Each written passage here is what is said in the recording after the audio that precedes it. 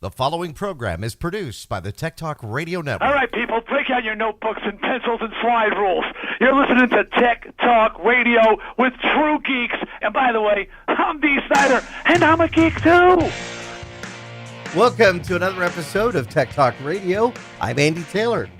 I'm Shawn Weird. I'm Slick. I'm Matt Jones. And I'm Justin Lemmy. It's good to see everybody. I think this is the most we've had on a show in months. Yeah. Is there room for all of these people in this screen? We're all fitting in here. Oh boy. Anyway, we were going to have a guest today, and I'm kind of bummed because they weren't able to make it. And we were going to talk about UFOs. A little different. I'm kind of interested in that. I'm so here for that. Yeah, I know. You were like the first one to chime in. Oh, I'm ready. The reason is we'll go ahead and talk about this. There's a guy named Luis Elizondo, and he's written a book. It's called Imminent. Thank you. What is it? Imminent. Inside the Pentagon's hunt. Show's over. Thank you all. Have a good day. Andy, do you smell burnt toast? Wait, what would that mean? That would mean the stroke is real.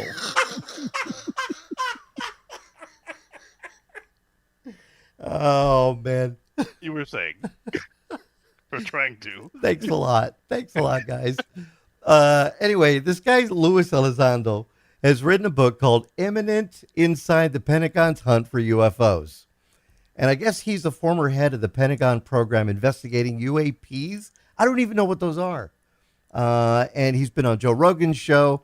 And this woman who knows him, Teresa Tindell, was going to come on because he's going to be at the Rialto Theater coming up on the 3rd. And she knows him as a former director of the Maryland State MUFON chapter. Mm-hmm. What is MUFON? Anybody know? I had that up on my screen. I did look that up in advance. Please, if I can find it. Keep going. Muffin? Mutual UFO Network. Wow. All right. Oh. Wow. Okay. Mutual UFO. And UAP is Unidentified Anomalous Phenomena. Okay. Interesting. Wow. All right. Well, sounds like kind of cool. I really wanted to get her on the show, but just doesn't look like we were able to do that. Either way, we got us. So how's everybody doing? I like my flying saucers in purple. And all right, here's the go around. Oh no, I started something. Here it is. Has anybody experienced a unidentified flying object? Well, I tell you what, this one time I was out by the park and I saw this bright light and they took me, man. They took me, I swear. Yeah. Don't ask any more questions. You don't want to know what they did to me up there. Was it bad? It was bad. Yeah. I don't want to talk about it. Did you like it? No. Well, that's a good answer. Okay. This show's getting off to a weird start. It really is really bizarre. Shawn, you're way out there in I can't say that I have. I mean, I've seen a lot of weird stuff in the sky, trying to chase the northern lights and the space station, but it's usually something that can be explained or tracked, like a plane or space debris or satellites or whatever. But yeah, nothing in the extraterrestrial category, anyways. You know, I kind of want. Did people talk about UFOs before Close Encounters of the Third Kind? You know, before the movie came out. Well, I mean, you have to define UFOs, right? Because it's like historically, there is documentation of tribes and Indians with just depictions of stuff in the sky. Right. So, what is that to them? That's a UFO, right? So, I'm sure that over the years, things have evolved, and you get those legends that turn into myths and things like that, right? So, they kind of get passed down over the years and turn into, stuff that spooks people. Slick, have you ever experienced anything? Well, I was going to say, I'm here in the Tucson metropolitan area. I'm going to assume that you and Justin may have heard of some people saying, because I've heard it multiple times over many years. There were 3 lights, and they moved in a manner that's unusual to, how airplanes fly. And there was a time I was staying far west of, let's say, Tucson, to be on the mountain over there. And Weren't you in often, Picture Rocks, right? yeah, Picture Rocks, yeah. And off in the distance, I'm going to say southwest, there seemed to be some aerial vehicles, and I won't say three lights, but it could have been three lights, that seemed to be moving in a way I can't explain. I'm not going to say I ever saw a UFO, but because I remember somebody go, "Hey, come take a look," and I'm like, "Well, okay," but I'm just not sure. Have you not heard those stories? Because it's been, a lot of people around here have told it for many years. I remember about 10 years ago driving on the 10, heading to California for a trip to visit the family, and it was over, I would say, between Phoenix and Tucson, just a string of lights. And, now people say the string of lights, and right away people say, oh, that's Starlink. That's the Starlink satellites. And that's how it's, but 10 years ago, they weren't doing that.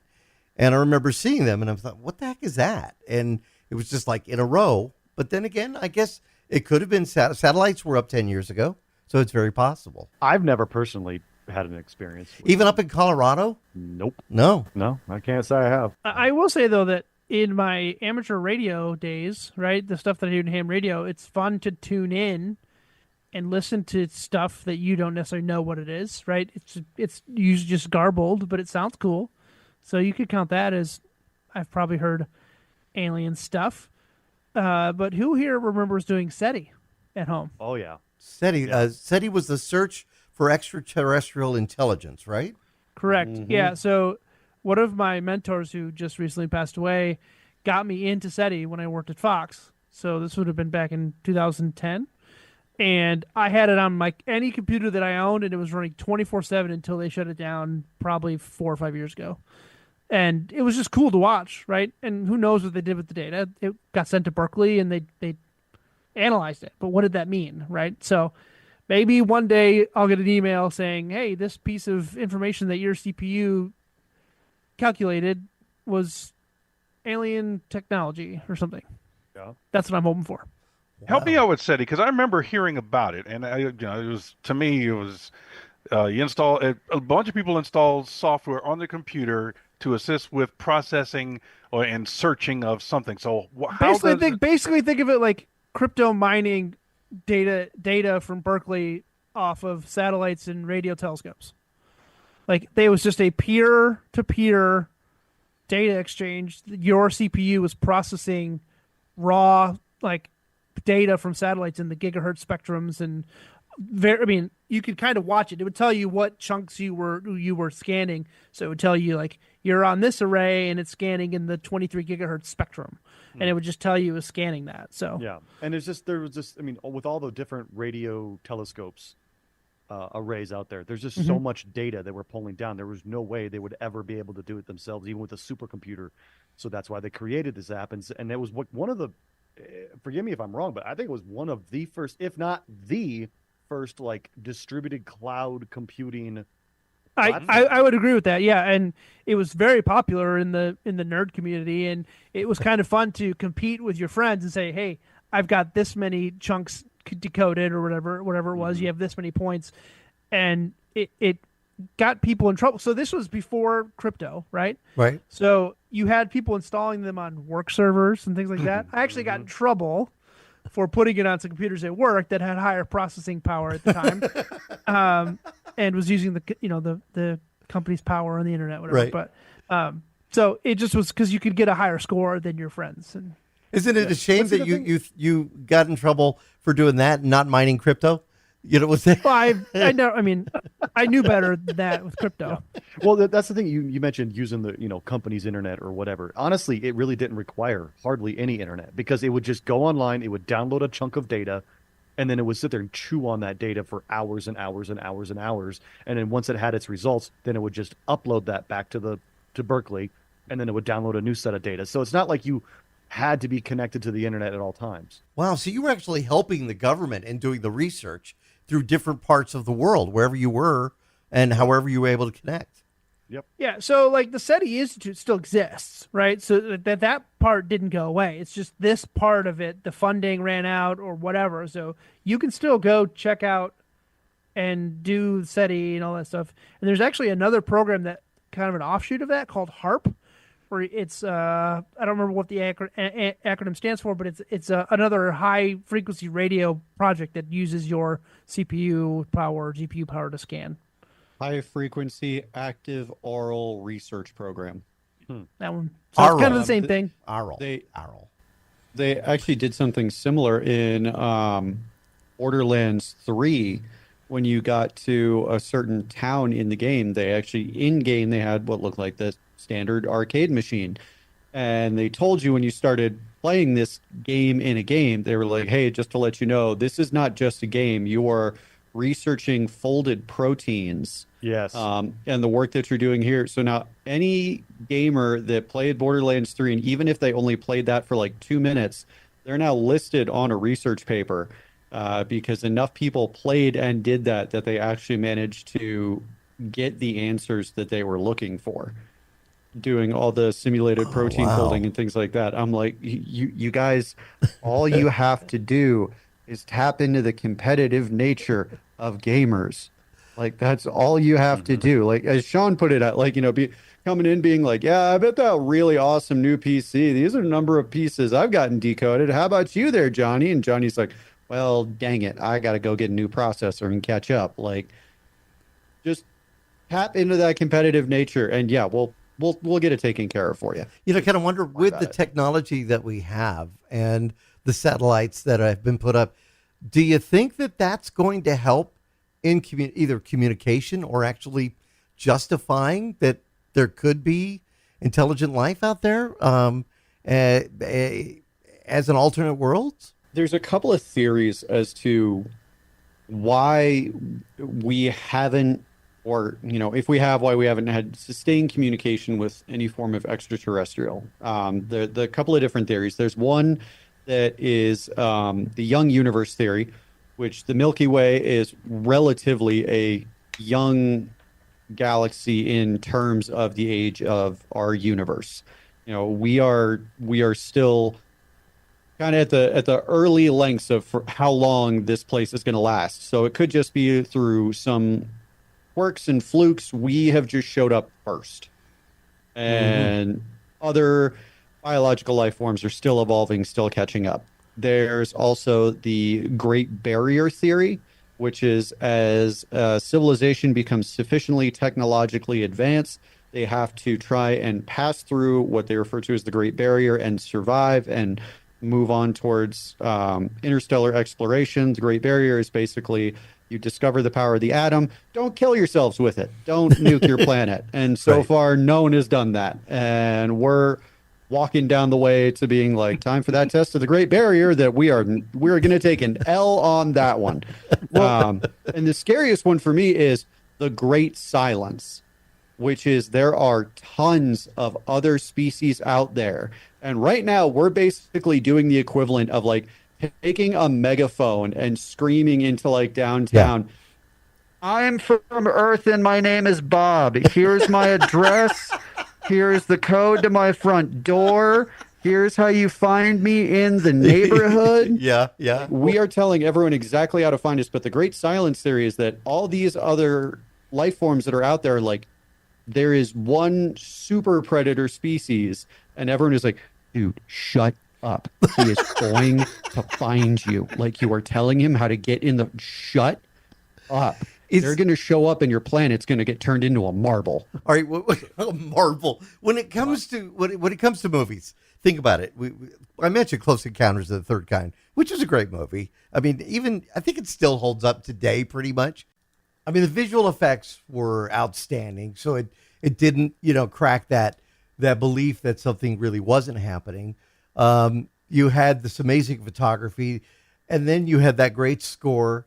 But you had the great characters, Richard Dreyfuss, Melinda Dillon, the people they ran into that also believed in UFOs. And then, is it a government conspiracy? And just a great movie. Again, I think it stands up today. But is there another movie that we're missing that maybe best highlights the search for extraterrestrial intelligence that maybe we're not even thinking about? I mean, Interstellar, would that be close to it, or Fire in the Sky, which a lot of people said that was based on a story here in Arizona. I mean, I don't know if you guys remember that one. It came out in 1993, and again, it was based on a true story. James Garner, I think, was in the movie, and took place in the White Mountains up near Globe, Arizona. Just a pretty scary, pretty freaky movie about an actual, alien abduction. If you want to see the movie, it's streaming on Pluto TV, which is that free service. Again, Pluto TV, you can check it out there. I don't know, Slick, what are your thoughts? Justin just said, I was thinking about the same thing like what Matt was saying. Like, it only takes one Borg, just one. No, Just the one. what about the movie Contact? With no, that is another good one. And what's the other one that just came out recently with Amy Adams or whatever? It was this kind of the same style of Contact. It was People else. said it was very similar to that, right? Arrival. Yes. Yeah. And But then see, now here's the thing. But here's I wanted to mention this. My favorite theory on all this is, obviously technology has increased, and we start to see more and more of these quote unquote sightings of UFOs or potential aliens. I think my favorite theory is all of these other alien species out there they're just funneling into the arena and getting their front row seats because we're about to blow ourselves up, and they just want to get the best view possible. Aren't you cheery? I mean, I agree with him. I'm sorry. And there's the one of the other things, two things. One, looping back to when we were talking about the movies, I'm going to go real old school. I'm going to go for the 1951 version, The Day the Earth Stood Still. Oh, Thought yeah. you were going there. Yep. Oh, yeah. Yeah. Not the Keanu Reeves one? You didn't know? Nope. The OG 1951? 1951, the original version of The Day the Earth Stood Still, where we had somebody land and they're like, we're here to help. Kind of. Because you guys are screwed, man. Wait, what was the other one? There was a movie with a dog. Do you remember the dog was walking around with a human head? And that's when they said, okay, there's something wrong here. Pierce Brosnan was in it. It was a huge Mars cast. Attacks. Mars Attacks. That's the one. Mars That was the one I Attacks thought about, yeah. with Jack Nicholson playing like 18 different roles in that movie. And Glenn Close is in that. I remember watching that in high school, and I was in Navy JROTC in high school, was the elective I basically lived in. And we just we had to pause the movie and stop when we saw Jack Nicholson's his army jacket when he was one of his general characters, because there's a rule that they're always in Hollywood, if you're portraying somebody in a military uniform, there always has to be something wrong. Right. Yeah. Really? It cannot be a true, entirely accurate uniform. There always has to be something wrong, so that people can't just be like, oh, I wear that and I can walk on base. His army jacket had the same ribbons that my cadet JROTC uniform had on, because they used Navy Junior ROTC ribbons. We're all just sitting like, wait a minute, that looks like a participation ribbon. He's a general. Look, it is. Look, there's the unit citation ribbon. I got that on mine. Like, It's funny to me that you mentioned that, because I got in trouble for wearing a general's hat. It's like big time. Well, yeah, didn't you used to work on the base? Yes. Yeah, I lived on a military installation. I'm a military brat, and I was wearing it because I got it in a secondhand store. I got my sponsor. I got my second stepfather in big trouble because I refused to take it off. It's like, well, you can take off the hat or we can take off your stripes. Pick one. All right. So if you want to attend this event, Luis Elizondo, the author of this book, he looks pretty serious. Looks like a very serious guy. Imminent, inside the Pentagon's hunt for UFOs. It's going to be at the Rialto Theater tomorrow, as a matter of fact. So you can get more information about that. If you want to check out the show, the doors will open at 7 p.m. Tickets are $20 up to $60, depending where you're going to be seating. It's reserved seating, all ages, 6 and over. And again, the doors open at 7. The show will start at 8 p.m. And again, the guy's former head of the Pentagon's UFO investigation unit. And it should be a really interesting discussion, especially if you like extraterrestrial science. You know, we're going to have a serious talk about UFOs. I honestly enjoyed it. I thought that was pretty good. All right. Don't forget about to serve man, by the way, guys. That's the other warning one. That's the Twilight Zone, the Twilight Zone episode. Yeah. Do you all remember that one? Mm-hmm. Yeah. Oh, Justin It's has to say, okay, you've got to Justin, watch that you haven't one s- episode, Justin. I can't tell you, but you got to watch it. Oh, you haven't seen it? Justin, it's I'm really. I'm not into Twilight Zone or Black Mirror or anything like that. Oh, I No, love but this Black one Mirror. episode you have to see. Black Mirror was great too. Yeah, it is. I'm Yeah. waiting for him, Charlie Booker to put out a brand new season of that. Shawn, did you see any of those? No, so I'll have to watch them. Why don't you two get together like this weekend? Seriously. How are we going to do this viewing party? Yeah. Yeah, Right. yeah. All right, I'll tell you what. We'll take a break. We come back. We've got a guest that I do believe we're going to have on the show. So again, we're talking about a camera they've developed. He's been on the show before, so that'll be good. I know that'll be a lot of fun. And with both Shawn and Justin, with the broadcasting background, it should be interesting to see what he's going to tell us about this brand new camera. I'm Andy Taylor. I'm Shawn DeWeird. I'm Slick. I'm Matt Jones. And I'm Justin Lemmy. Find us on the web at techtalkradio.com. We'll be right back. And now, back to Tech Talk Radio. Some months ago, we were blessed to have Richard Newman from Sub2R on the show. And Sub2R at the time, it put out this amazing green screen that kind of changed the whole process. And you may have seen the interview. It's available up on our website at techtalkradio.com. But Richard had kind of teased a little bit that they were working on a brand new camera design. And when somebody tells you that, you say, well, wait, you've got so many cameras out there on the market. How is yours going to be different? Well, when we all got a chance to see Richard pop into our screen here and the quality of the camera, we all kind of stepped back a little and said, wow, it's what they have developed at Sub2R. And we're happy to have Richard Newman on the show again. Richard, it's good to talk to you. Thank you for having me back. I really love being here. So it's great. And of course, you're just going to have to hit mute and kick me off because I'm going to blather about our camera like crazy. So, well, the camera is neat because it speaks for itself. I mean, we look at the quality that we're getting off the camera. It's pretty amazing. it really is what we've set out to build from day one, which is to give people a professional broadcast quality, but with the ease of use of a webcam. And we do not like to be called a webcam because we're not. I mean, that gives people the idea that, we're a $50 or $200 teeny tiny sensor, right? We're not. We built this camera using a Sony IMX294 image sensor, which is a micro four thirds sensor. For you guys in broadcast, that's a much bigger sensor. Yeah. Not quite cinematic yet, but for what we're doing, it's amazingly huge. It's like 16 times bigger than what you find anywhere else. Allows us to use micro four thirds glass, which I should hold it up. This is it. This is all the bigger it is. Oh, wow. It's not big at all. No, little teeny tiny guy. Is it front heavy with that lens on it, or does it have like a mounting bracket to hold it onto a monitor? Or... Thank you for asking that question. It's got 2 quarter-20s on the bottom, which allow you to adjust the center of gravity depending upon how heavy a lens you put on. Because some glass is really heavy, some is really light, so you have a chance to adjust the balance. We have 3 of those on the top. So you can also hang it from above.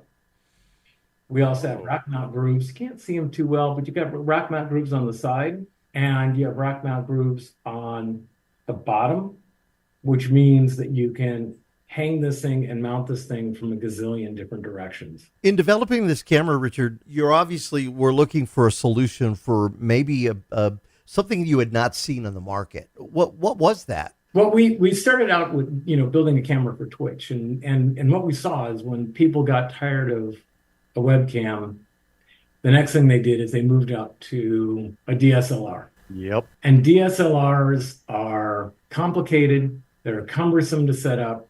They're expensive by the time you get all the fake batteries and all the other stuff you have to do. And they're really not easy to use. I'll be honest. I've got a DSLR that we use for behind the scenes shoots. And the first thing I do is put it on auto because I will never learn all of the commands in there, right? Mm-hmm. And we realize that that's kind of who our audience is. I mean, you really don't want to become an expert camera person. That takes years of study and a lot of knowledge. So the thing that makes a webcam great is that, you plug it in, you turn it on, it works. But the quality, you'll never get there with the teeny tiny sensors that they use. So we set out to build a camera that was based on larger format image sensor, larger format glass, and then make that as easy to use as a webcam, and then keep the price down to where it's reasonable and it's comparable. And we went with micro four thirds because when you move up to a DSLR, you find that if you have a Sony camera or a Canon AE camera, only Canon AE lenses will work on it. And you can get lens adapters, and some work and some don't, but yeah, that's the problem. So the idea was go with micro four thirds, because micro four thirds is an industry standard. And while I will tell you that anything universal is not universal, I realize that it's quirks. We learn the hard way.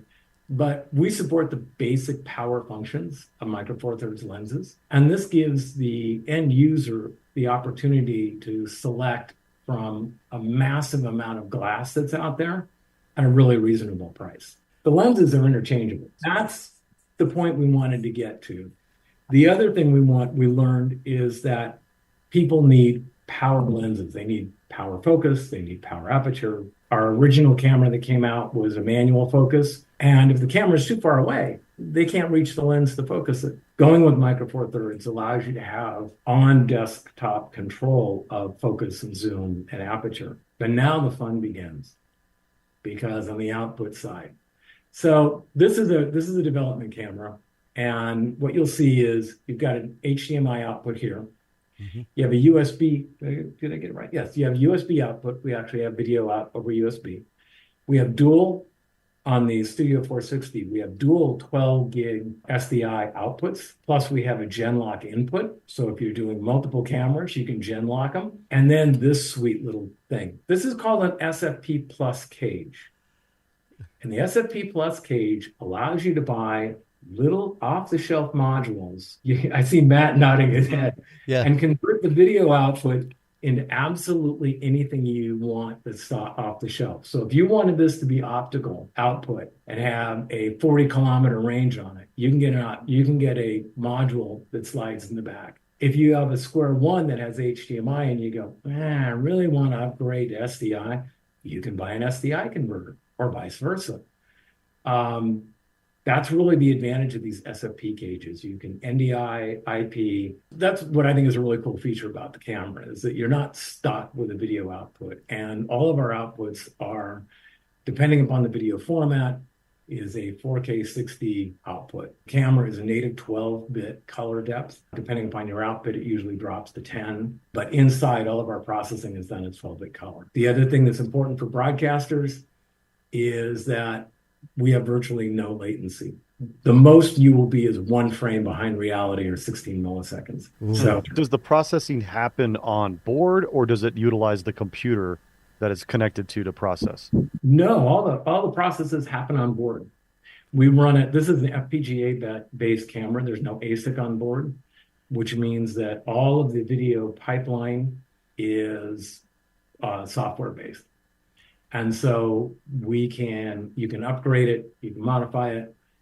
Our dream down the road is to make it modular, so you actually have access to parts of the IP, the image processing pipeline, and can make changes yourself. So if you want to, for instance, adjust the color converter at the end, if you want to add in, you don't like the way we do demosaicing, you can implement your own demosaicing. Our goal of this camera was to make it an open architecture, not open source, open architecture. Because we believe that building a platform for people to innovate is where this is going to be very powerful. I'm willing to bet we are the only camera company in the world that if you crack the case, etched on our motherboard, it says, if you've come this far, explore, innovate, and create. And we actually give you places to hook into the major components on the motherboard. And we give you the knowledge base and the tools to play. Oh, wow. We started out being R&D guys, right?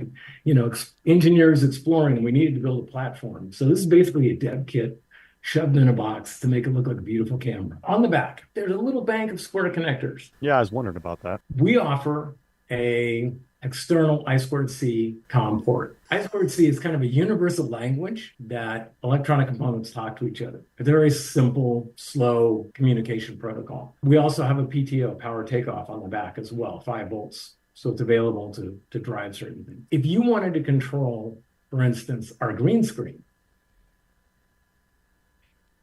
you don't have to have a separate control panel for the green screen and for the camera. Camera can control the green screen. Our goal again down the road is it can also control the lights in the room. It can also control a gimbal. It can also control a cat feeder. We don't care. That's the beauty of I2C, is it doesn't really care. You just say, this address is this device. Here's the registers. Here's how you write to it, and you can send commands back and forth to the host command panel, the control panel. You have one point of entry that allows you to control what's going on in the room. And if you carry this to the extent that we want to, you think of auto exposure. Auto exposure just changes the aperture and the exposure on the camera itself, but does nothing to the outside environment. What if auto exposure could adjust your lights? Oh, wow. That's a good thought. I like that. Now, when you talk about the single person studio, which is really where we're focusing, which is what everybody is right here and now.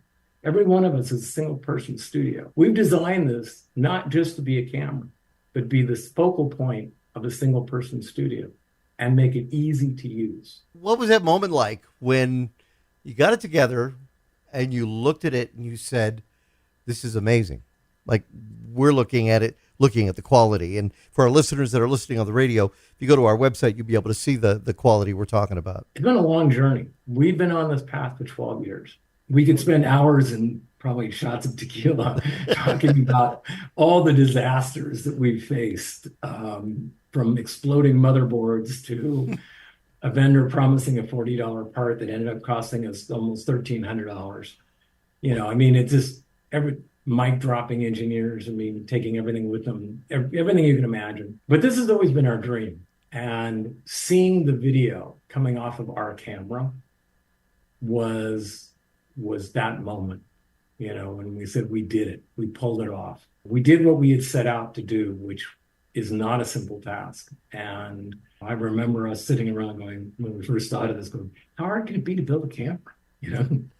And we had the pontificating trolls who said, wow, you could build a camera for $40 in parts. What are you guys talking about? You can if you slap a module on an Arduino, maybe. But if you really want to build a camera and you start from the ground up, it is not an insignificant task. The last statistic I saw is Apple has 800 W-2 engineers doing nothing but working on the camera for their iPhone. Amazing. We laugh. We built our camera for what they spend on coffee and bagels. So marketing, that's got to be a chore as well, because the next step is getting it into either retail or getting it into the hands of the person that wants to buy it. How will you do this? Is it going to be through, somebody goes to the website, they can order it, or will they be able to walk into a high-end camera store or a Best Buy and be able to buy it? So we found with the green screen, and the green screen was a great way of understanding our customer base. It was a kind of a fun experiment. Who's interested? Who's buying this thing? It wasn't people we thought were going to buy it. What drives people to us to buy that are experts in the field using it, going, wow, this just was like, why didn't I think of this? This is so mind-blowing. So our plan is to build a small set of the cameras. We've got most of the parts in stock right now. And to get those in the hands of people who have 2 qualifications. One, they understand a camera. So they understand and can talk about why this camera is different, why it's different than a webcam, why it's different than a DSLR, why it's the kind of camera, if you are going to elevate your stream, you want. They just, somebody who sells cosmetics is not our kind of influencer, and not necessarily every gamer could be an influencer. We're really looking for those people who understand and can convey to their base what it is. And then somebody who has, obviously, people who have a respected following. Doesn't mean you have 1 million people, but it means that people come to you and seek advice.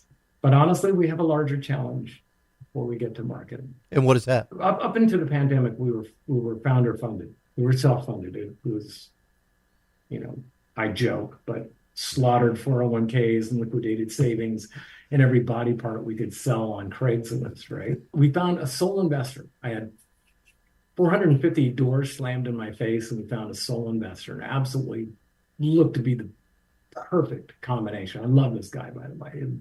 Super nice guy. We weren't even talking about investing. He said, "Hey, just out of curiosity, you guys looking to raise money?" And I'm like, "Yeah." I said, "How much?" And he just threw out a number. And he said, "Okay." And we got half of it, which carried us through the pandemic and got us to this camera. It got us the green screens. It got us the mounts. It got us the glasses in production. I mean, it was fabulous. And it came time for the second half, and they're bankrupt. Oh, man. So that kind of was a shock to us. Yeah. Because we kept asking them, and they said, "Oh, we'll take care of you. No, don't worry about it." So we cut everything, absolutely everything, except the bare essentials. It's down to the four of us again and one engineer, and the four founders again, keeping it afloat as best we can while we seek for a replacement. And that becomes the challenge for us. The difference is we have a product that's amazing. We're ready to go into production. And it's finding that person that says, or that investor that says, "Hey, I'm willing to pick up the pieces and run with it." That's a huge challenge for any startup. Hardware is tough. Tell them you build a camera, nobody wants to talk to you. But I only have 200 more to go, and then I catch up with the last number. So I'm doing pretty good.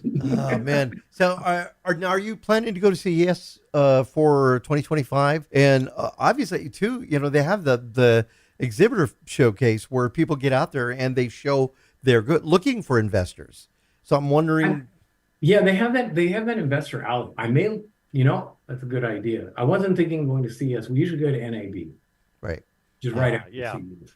Because NAB is more like. That's the focus. Yeah. But I should look into CES. I haven't been to CES in a couple of years. The other thing to think of when you're talking about trying to find potential investors, you had said, kind of at the start that you were looking at creating this for, looking at streamers and creating a more professional feel for those streams. So you could also look at going to something like TwitchCon. I mean, you have big name streamers who have more money than, frankly, any of us are ever going to see in our lifetime. And it would, I off the top of my head, there's a guy, he's now, what is it? Streamer Sensei. I used to follow him for when I was starting out for all my tips, things like that. But, there are people like that who would happily slap their name to be associated with something like that out the gate. Be like, "Oh, you need X amount of dollars? Well, okay, let me call my finance guy." But, if you go to something like TwitchCon, then you're getting in front of all those people. Yeah. Yeah, we usually do TwitchCon. We did TwitchCon last year. That was a blast. It was in Las Vegas, and we had tons of fun. And just the thing that blew people away there is when I put a battery pack on the green screen, and one of the guys picked up the green screen and walked down the aisle with it, going, "Oh my God, it just follows me wherever I go," And we had the cameras on display there. But it was kind of a weird layout. They hadn't done Vegas before, right? So. Well, I don't know. I'm looking at this, Richard, and I'm just thinking, again, I'm blown away by it. We talked about a little bit about it last time we talked, and I know that we'll talk again too. I am, again, excited about this. Can people purchase this now, or is this going to be coming up? So that will be coming up. What I do right now is I'm taking reservations. They just go on our website and you can reserve it. It's a no obligation reservation, but what it does is it gives me a list. And it's very important for us because when I sit in front of an investor, I go, "Look, we're not really promoting this." And I've got a list of, 100 or 200 people that are lined up ready to buy this thing right now. Yeah. And So that's kind of the approach we've taken. We're always very cautious. It's an interesting group. We don't like to go out and pontificate, in a marketing, spew and then not produce anything. We're the other way around. We want to have a finished product and say, okay, now we're ready to go. A lot of people say, we take pre-orders. I personally don't want to do that till I know 100% I'm going to ship you a product. There you go. Yeah. It's the excitement. He's like, yeah. And There's been too many many people bad gotten stories burned. about that. Yeah. Yeah. And it's just not it's not how we work. It's not how we want to build that reputation.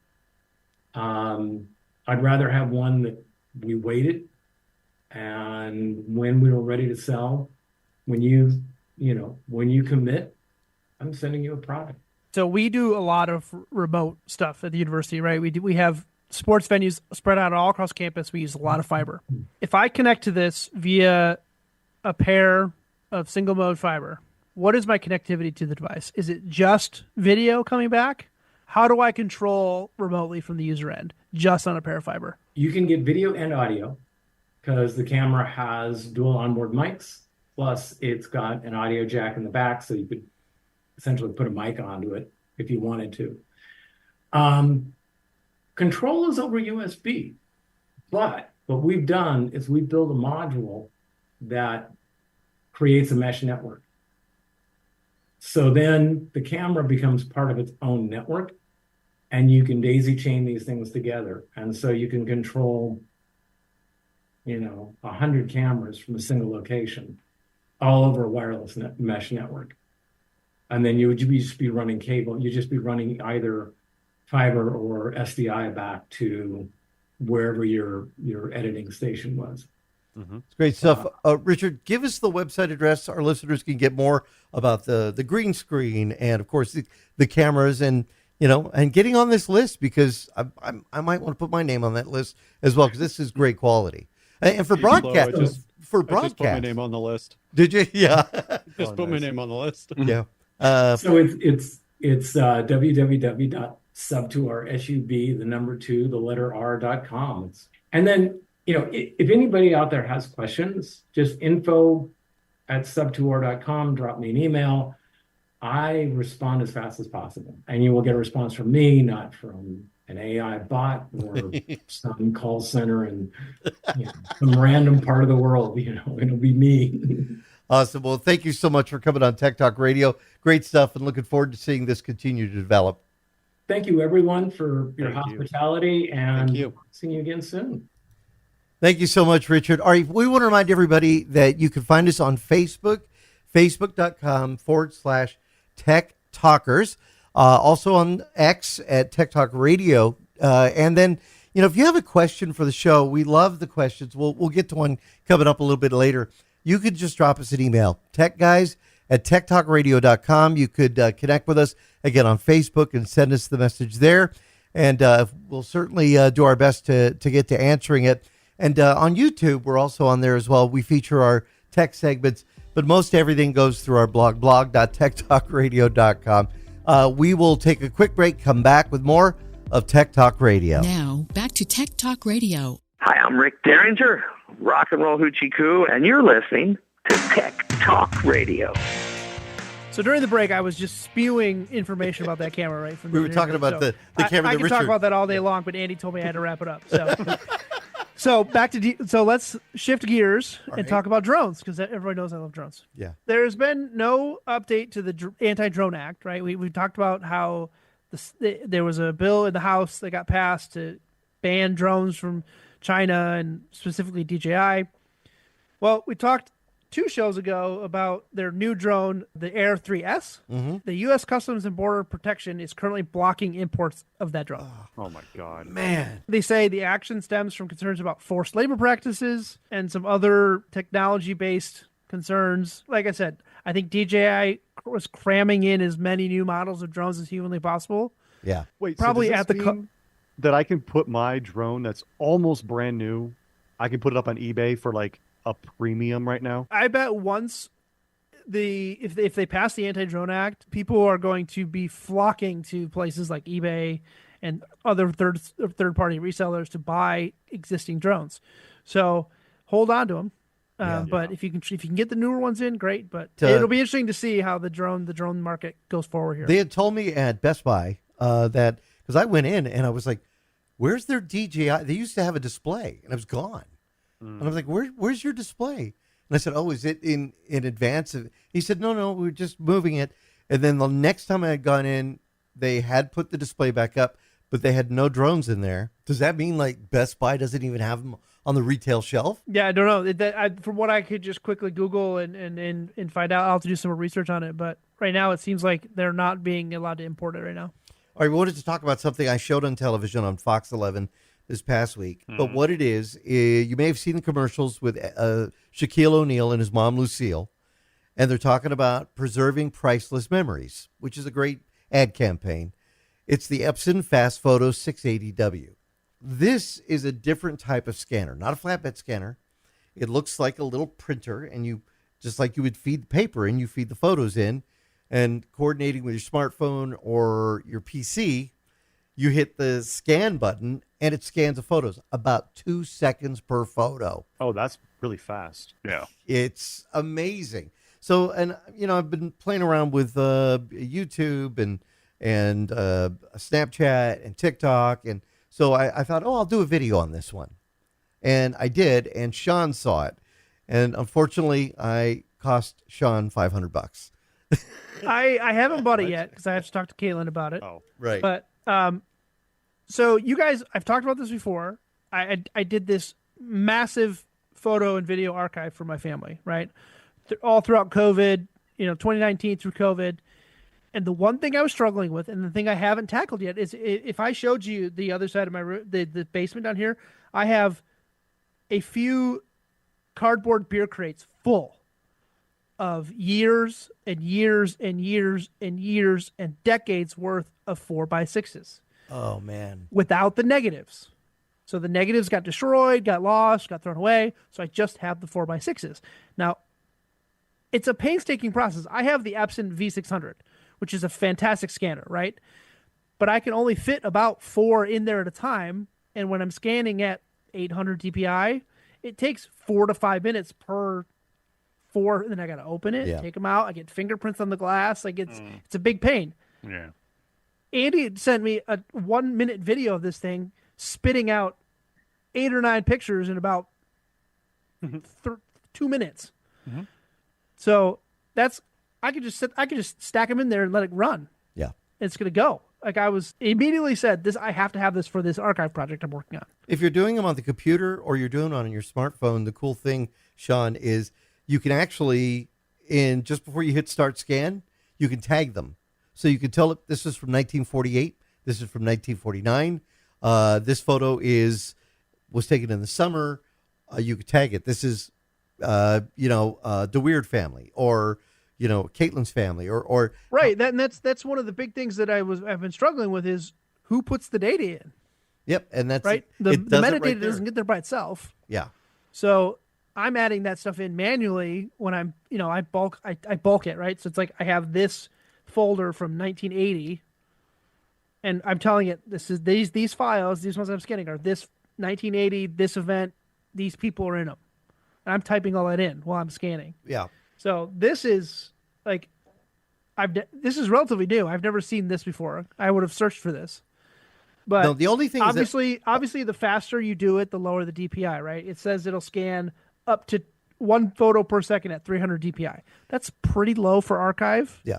Just from the B&H photo review, it says optical resolution 600 DPI, max resolution 1200 DPI. Oh, that's even better. Well, that's good. But it can do 1 photo per second at 300 dpi. Now, if you're just doing it for like uploading them for people to look at on the web, that's more than enough. Oh, yeah. You don't need to go 6. You can go 300 and they look fine. I sent them to my kids and just to see what they would say because, my daughters are in them. And my daughter sent me a note back saying, I can't get my eyes off Dad's mullet. Oh, you still have that there. I had the mullet back then. Yes, the kids. So yeah, I encourage anybody that's doing any sort of photo archiving, look at this, and it's on sale a little bit right now on B&H. So come on, Shawn. Just you don't ask for permission, just forgiveness. Come on, you can do it. No. That you don't know. You don't know. Am I the only Course divorced guy on the I was program gonna say, today? it's Am I the single guy I on the wonder show. why. The single guy on the show that said that. Didn't we have a tagline for one of the shows a few months back? Was me saying I've only had to make that mistake once. Once. Yeah.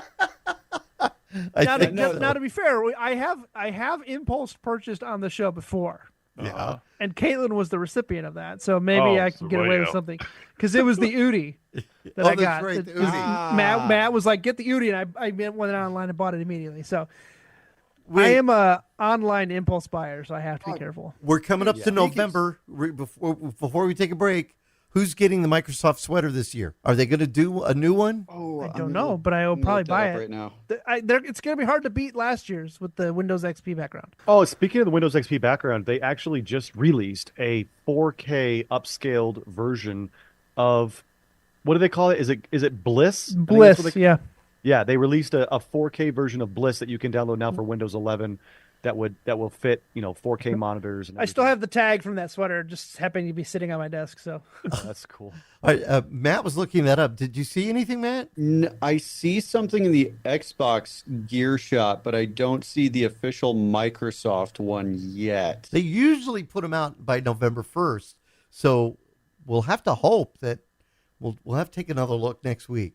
Well, I definitely found what I'm going to buy for my own ugly Christmas sweater that somebody made on their own is Clippy. Clippy. It's Clippy sitting there on a stack of documents, and instead of like, "Would you like help?" it says "Happy Holidays" with the little OK like right underneath it. So I'm gonna pick that up and just give tons of people PTSD flashbacks.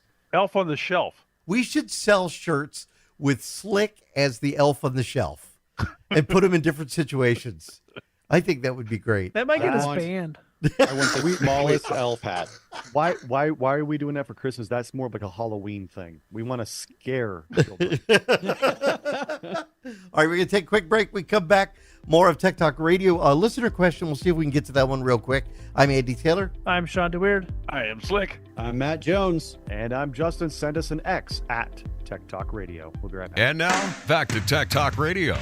So during the break, we were taking a look at the listener questions, and we have Bill Rancho from Mirage, California. Oh, Rancho Mirage.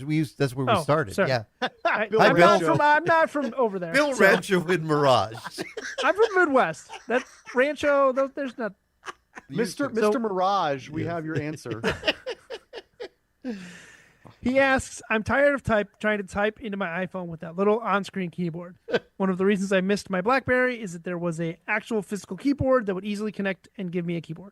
Yeah. He said he would carry his desktop computer keyboard with him, but it would be cumbersome. Well, I mean, yeah, Bluetooth, right? Yeah, any Bluetooth keyboard will work.